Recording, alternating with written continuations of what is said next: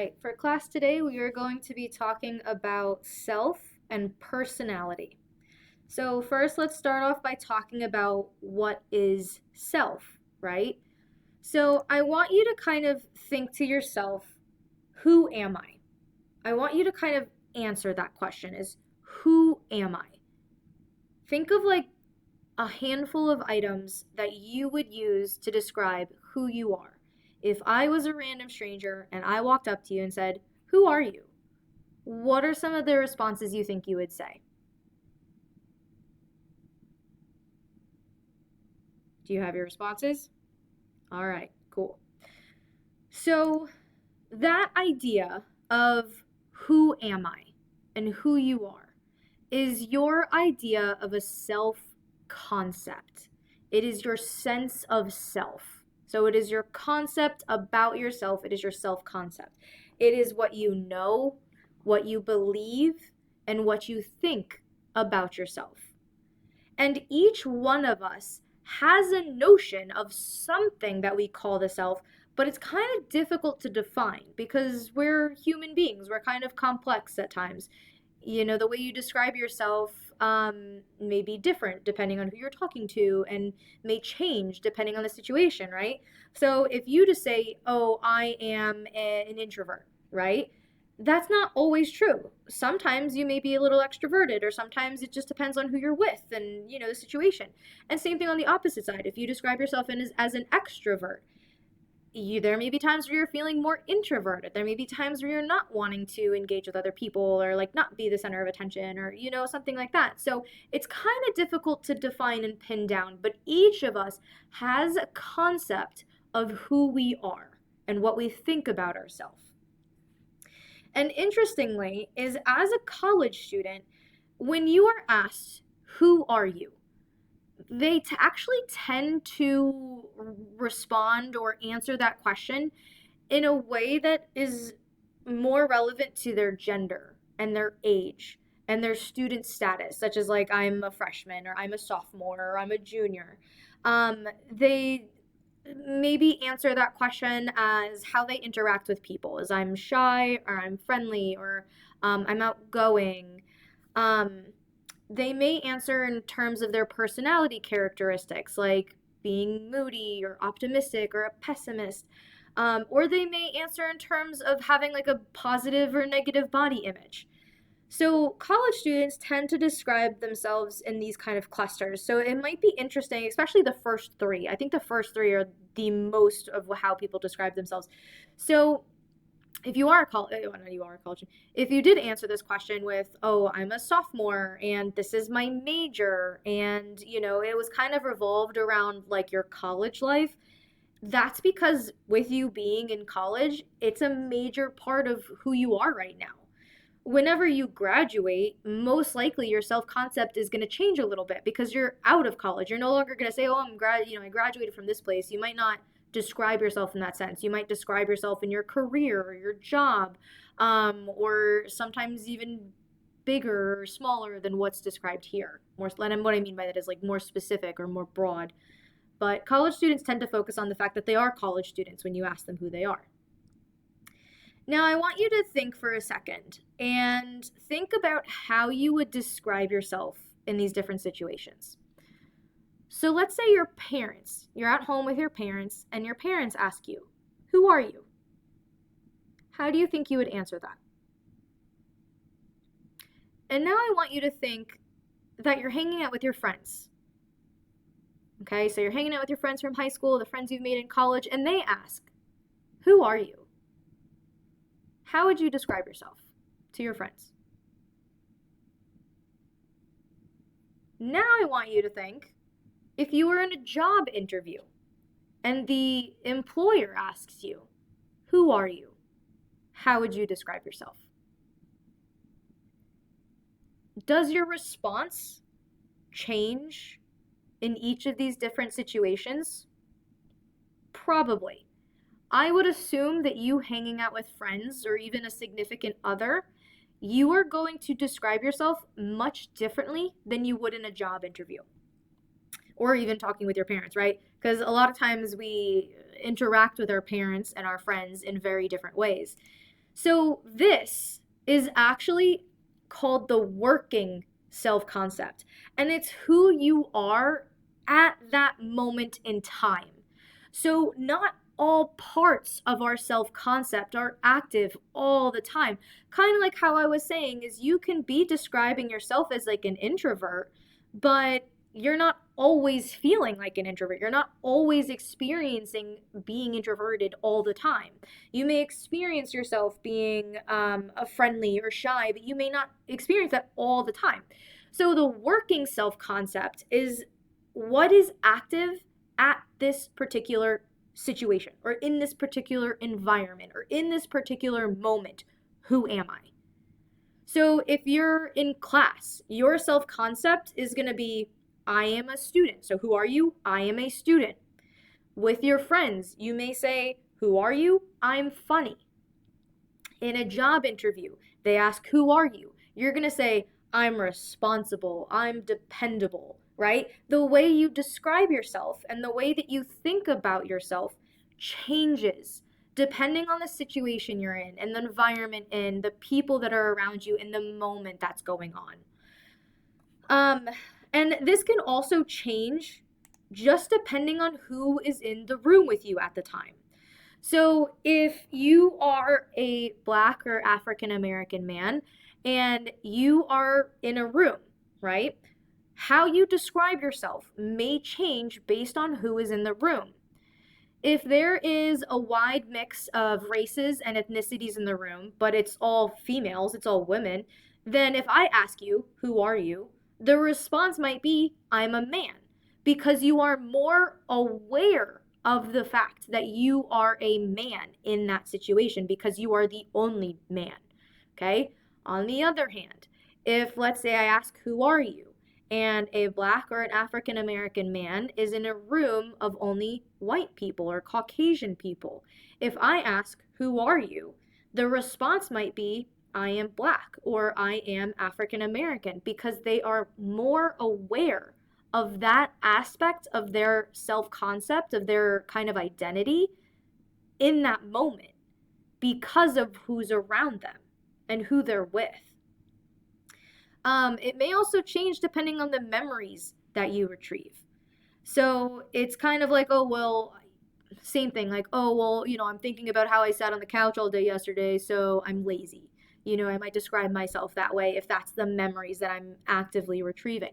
And if you remember from our previous chapter talking about thinking and intelligence, because we're describing ourselves purely just based on the availability of what our memories retrieving quickly and at that moment, that might be an availability heuristic, pulling some of that past information we've learned.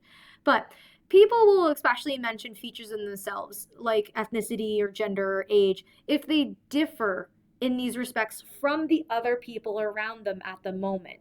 So this working self-concept is purely the part of yourself that is active in your mind right now. Think of this, the working self concept, as, in a sense, your phone, okay? You have apps on your phone, and the one you are currently using is the working self concept. It's not all of the apps on your phone, but it's the app that you're using at the moment. It's kind of the things that are pulling into your mind at that moment. We also have these things called self schemas, okay? And we've talked about schemas. I know I've mentioned schemas a lot. So once again, schemas are the filing folders of the mind, and it's how we organize our ideas and our beliefs in our mind. It's our organizing system, right? So we have an organization, we have a schema of me. We have schemas of who we are.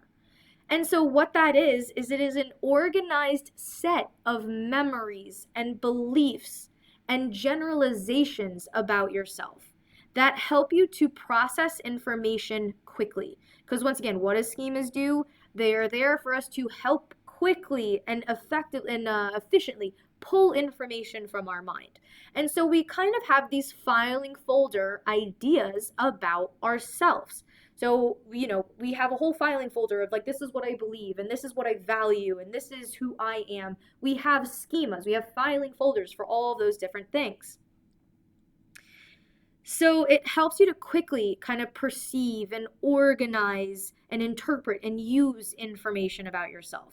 And this is also makes you more likely to notice things that are relevant to you, like your name. Like I know we talked about the cocktail party effect, where you can hear your name in a crowded room, and it's because of the self schema where you quickly notice things that are relevant to you. So this self schema kind of helps to summarize relevant past information, so you're not having to sort through all specific occasions where you did something or did not do something. So if you describe yourself as ambitious, you're not pulling every single moment that you've been ambitious and every single moment you haven't been ambitious. Your schema just automatically files it away and says ambitious. You know that you are this without necessarily having to pull everything. So an interesting thing is that when people process information about themselves, it actually involves the frontal lobe. Okay, so the frontal lobe is a big part of kind of who we are. And if someone was to experience damage to their frontal lobe in terms of, just having a traumatic brain injury or having just an accident in life, it actually reduces or could completely eliminate our own self-awareness. Okay, so the frontal lobe has a huge impact on understanding who we are and this idea of a self schema and being able to quickly kind of pull this information. So, self schema, it's an organized filing folder of who you are and your memories and your beliefs and the ideas that you have about yourself. And we process that information in the frontal lobe. And if we were to receive damage to that frontal lobe, it will reduce or completely eliminate our ability or our awareness of ourselves. Another thing that could impact our concept of who we are and how we organize things is our self-esteem. So self-esteem is kind of the value that we place on ourselves and the way that we feel about ourselves. Okay. And this is evaluative. Okay. And what that means is it's evaluating how we feel about ourselves. It's evaluating how other people maybe think about us and how confident you are, not confident. And if you kind of, I want to say like trust your gut in a sense, but yeah, I'm going to cut that out. So many theories propose that self-esteem is actually based on how we believe others perceive us. And this is known as reflected appraisal. You will want to know this. Okay? So reflected appraisal, if you're thinking about it, and this term right here, it is basically saying, based on what I think other people feel about me is how I am going to feel about myself. So it is reflected in other people's thoughts about me. So let's say I think other people perceive me as being ditzy or stupid. I will have a negative self-esteem because I believe other people perceive me as being ditzy and stupid. Okay? So that right there is reflected appraisal. So based on how I think other people are perceiving me is how I am feeling about myself. The thing is that our self-esteem kind of changes throughout our lifetime. It goes up and it goes down. Sometimes it changes day per day or month by month, but there are kind of trends that follow throughout our lifetime. So in the image over here, you can kind of see how for everybody, you kind of hit these like older teenager, you kind of hit being 12 years old, you hit being a teenager, and self-esteem takes a huge dip. And then it kind of goes up around your 20s, goes down a little bit, and then comes back up when you're about 60, and then slowly keeps going down as you're hitting 80s and 90s. So you can see that for both males and females, it honestly follows the same kind of trend of, improving and decreasing. However, you can see that for females, self-esteem drops more sharply. So you can see that for males, it kind of like teeters off a little bit. Females, it's like all the way crashes down here, right at the ages of about 18 to 22. So if you are currently experiencing a little bit of a less of a, a negative kind of view of yourself or a less evaluative self-esteem, know that uh, developmentally that is correct. Like if you're feeling that way, just know that that feeling will change and that this isn't it isn't always going to feel that way. Um, I know that especially if you talk to like your parents and your grandparents, a lot of times as people get older, I think honestly around here, people start to say, "Oh, I don't care what people think about me." And so I wear what I want or I do what I want or I say what I want. And I almost think that that is another aspect that kind of shows this theory of reflected appraisal. Is you kind of hit 30 and you go, "You know what? I don't really care anymore what people are thinking about me or saying about me. And so I'm going to do what I want." And so as soon as we start saying, "I don't care how other people are perceiving us," our self esteem raises, right? And so I think that kind of comes back to this reflected appraisal theory. Okay, so once again, my self esteem is based on how I think other people are perceiving me, is reflected appraisal. The thing is there was a lot of there was a big trend saying that self-esteem is super important and that if you don't have a high self-esteem, like you'll never be successful or you'll, bad life outcomes or all these different things. And evidence has found recently that self-esteem may actually be less important than we actually believe it is. So same thing, if you have a negative self-esteem, that's okay. That doesn't mean you're set up for failure. It doesn't mean that you can't achieve great things. You can have a low self esteem and still do the things that you want to do and still achieve the things you want to achieve. So, after reviewing, and not me, but after a review of like several hundred studies, researchers found that although people with high self esteem report being much happier than others, self esteem is only weakly related to objective life outcomes like the socioeconomic status or job achievement and life satisfaction. So even though high self esteem people report saying that they're happier, that's also a self report. It doesn't mean it's fully accurate. But self esteem is only weakly correlated with those things. So there's not a strong correlation between having a high self esteem or a low self esteem and the outcomes of your life. So, if anything, take that as a good sign, where if you don't have a high self esteem right now, that is totally okay. And the funny thing, too, is that if you do have a high self esteem or, a medium self esteem, our views of ourselves can actually be inflated. And what I mean by that is a lot of times, honestly, I think all of us have this idea that, like, I'm better than the average person.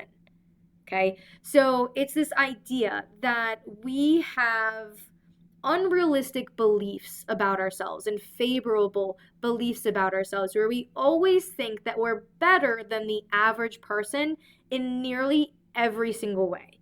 So there's actually some statistics about this. About 90% of adults claimed that they are better than average at driving, even if they were the driver in a car accident that landed them in the hospital. Okay, so 90% of adults claim that they are better than average at driving, even if they got into a car accident that landed with them being in the hospital. So that is the whole thing, is I think I am better than average. I am better than the average person. And so we have these ideas about ourselves where we always think we're better than the average. But that physically and statistically cannot be the case. We are always going to have something about ourselves that is below average or just purely average. But we always think that everything we do is better than average. Here's another one that's a little bit more relevant to your age group. In a survey of 800,000 college bound high school seniors, okay, so 800,000 college bound high school seniors, no one rated themselves as below average. No one rated themselves as below average. And 25% of that 800,000 high school senior, 25% of them rated themselves in the top 1%. Okay, so that right there is purely better than average. 800,000 people, no one said that they are below average on something. Okay? So we all have this kind of inflated self-esteem where we always think that we're better than average than most people. And we also tend to compare ourselves. We tend to compare our actions and our abilities and our beliefs with those of other people. I know I'm really bad with this, where it's like almost every aspect of myself I will compare to another person. And I'm sure that this is common for almost, a majority of people, where, even the things you wear and the way you look and the way that you, and like I said, your abilities and your beliefs that you have, you compare to other people. And there's two different kinds of comparisons that we could make. We can do a downward comparison, or we can do an upward comparison. And when we're talking about a downward comparison or an upward comparison, we're talking about if it's you that we're comparing to, are we comparing to higher than ourselves, or are we comparing to someone we see as below ourselves? Okay, that's the whole thing. Am I comparing myself to someone I see as less than me? So I'm looking down on them. Or am I comparing myself to someone that I think is higher than me? So I'm looking up at them. Okay, and I'm seeing myself as inferior. So am I looking down on other people and thinking I'm better? Or am I looking up at people and thinking that I am less than? So downward comparison is, like I said, when you're looking down on other people. You consider yourself to be superior, and you consider others to be inferior. So when we're looking down on someone, it tends to protect or increase our self-esteem. It makes us feel better about ourselves, right? Because if I'm looking down on someone and I'm saying, haha, look at me, I'm so much better than them, I do this better, blah, blah, blah, whatever, I am increasing my self-esteem. I'm making myself feel better about myself. Or maybe I already have a high self-esteem and I'm like, oh yeah, look, see, my high self-esteem is accurate, okay, because of this. So downward comparison, I am looking down on someone and seeing them as inferior and me as superior to increase my self-esteem. Upward comparison, on the other hand, is when I am now inferior and I am looking at others who I think are superior to me. I almost think of this as looking at celebrities, right? Like a lot of times, or even like social media, like especially because we just talked about self-esteem, we still are. Especially when talking about self-esteem, I think a lot of self-esteem gets impacted by what we see on social media and the celebrities that we look at and the people like influencers who we're looking at. And so if we're looking at celebrities and we're looking at like our body image and we're looking at social media models, right? Suddenly you're going to say, ooh, I potentially feel inferior to these people. And these people seem superior to me, whether it's in their looks or their intelligence or the money they have or the life they're living, anything that you think you are less than someone in. Okay, so upward comparison, I am inferior. I am looking up to someone who I think is superior to me.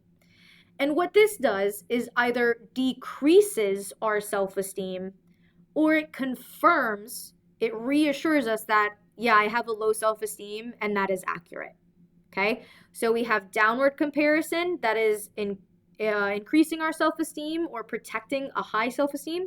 And we have upward comparison, which is decreasing our low self-esteem or kind of reinforcing our low self-esteem, saying, yeah, I am sucky, I am this, because look at these other people who are up there. Look at these celebrities and how they look, and I don't look like that. And so it confirms your low self-esteem.